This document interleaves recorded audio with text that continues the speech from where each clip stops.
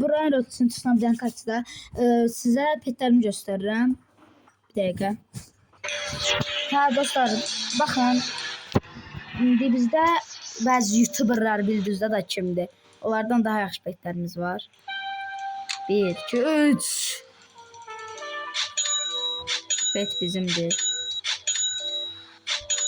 Hə, təzə belə pul şarları gəlib. Yəni onlar heç məndə baş düşmədim. Bunları bir dəqiqə sonra. Üst kat